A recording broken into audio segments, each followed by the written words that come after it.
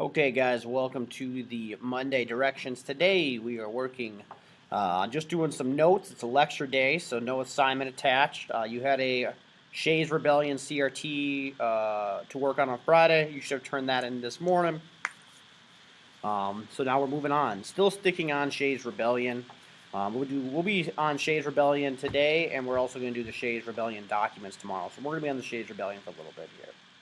But so the Shays Rebellion is important because it everyone realizes that the Articles of Confederation will not work. This is kind of like the straw that broke the camel's back. After Shays Rebellion, that's when we scrap the Articles of Confederation and we try to come up with a new way to organize our country, and that new way is going to become the Constitution. So that's why Shays Rebellion is important. You could make the argument without Shays Rebellion, we don't get the Constitution, and then all the other side effects that come with it. So let's look at it here. So weak government equals problems. Here's an explanation of how the weaknesses of the Articles of Confederation led to Shays Rebellion, which led to the creation of the Constitution. So we're kind of playing the connect the dot game here, but that's okay. So let's talk a little bit about Daniel Shays himself. First and foremost, he's a captain in the Revolutionary War, so he's not just your, average Joe in the army. He is a high-ranking military officer. He's retired from the army. All he wanted to do afterwards, just like many men who fought, is they just want to go back to their homes, start their farms, and just basically live the normal civilian life that a majority of civilians lived during this time, right? A lot of people were farmers, right? Majority of people were farmers. So let's kind of dive into how this man, Daniel Shay, leads a rebellion so important or so dramatic that it leads to us basically throwing out the way we organize our government. So here's kind of the situation. So, no money. Remember, Congress does not have the power to tax states. They can only ask the states for money. Well, the state said no, so Congress couldn't pay its bills. So if you can't pay your bills, Congress then just prints more money. This causes inflation because it makes money worthless. Okay, and the reason that is, something is only valuable to a certain extent. And if there's more of it available, well, then it becomes less valuable. I always use the shoelaces. Shoelaces are inexpensive because there's a million shoelaces. There's not a lot of them, thus they're not valuable. If we look at like diamond gems, well, there's way less diamonds in the world than there are shoelaces, thus they are more valuable. There's less of them. Think about like, oh, there's only 10 cars made, or only one car still available. Because there's such a limited supply, the value goes through the roof. So here's what the situation is then. So how can you be a farmer if you have no money? Well, what you do is you get a loan from the bank. You get that money from the bank. You pay for your seeds. You plant your seeds, and when the crops are grown, you harvest them, sell your crops, pay back your loan first, and then keep whatever money you have left. You keep your profit, and you kind of just rinse and repeat that cycle season after season until, what if the bank wants the money now, but your crops haven't even grown yet? So what happens is if the bank calls for the collateral is something that you normally have to be like, hey, if I don't pay you, you can take this from me. It's called collateral. So like, hey, time to pay the collateral. And for farmers, well, the only thing they have then is their farms.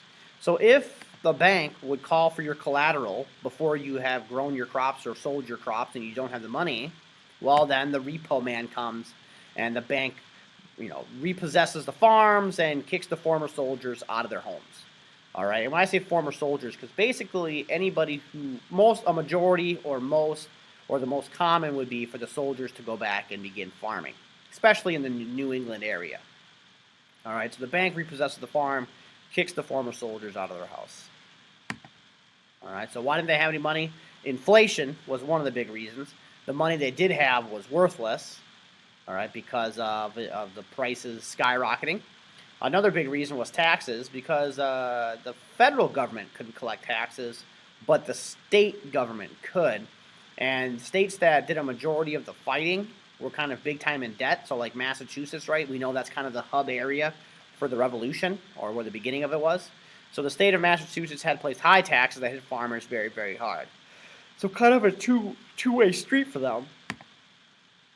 So, who cares about having a farm, anyways? Well, here's kind of the deal. You don't just lose your farm back then. The laws were different. Here's what you would lose. Okay, first off, without property, you can't feed your family. Okay, most people were self-sustaining farmers. You would grow what you had, eat what you harvested, and then barter and trade with other local farmers. But if you had nothing to eat yourself, and if you had nothing to trade, you starved. Now, without the property back then, you couldn't vote. You had to own property to vote back then. Without property, you can't make any money. Obviously, you can't sell your crops. You're not going to make any money. And again, a new rule from back then is if you were in debt, they would just throw you in prison. So without making money, you get thrown into debtor's prison. So obviously, not having your farm is a little bit more intense back then than it would be today. And even today, it would be a terrible situation. But back then, you can kind of see it's like 50 times worse to lose your farm and lose your property. All right, so give me my house.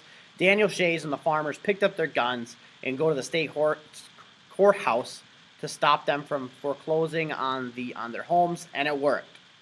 All right, so these people basically picked up arms, went to the courthouse, and basically allowed them, and the courthouse kind of backed down to the people. So this rebellion, the first go around, is successful.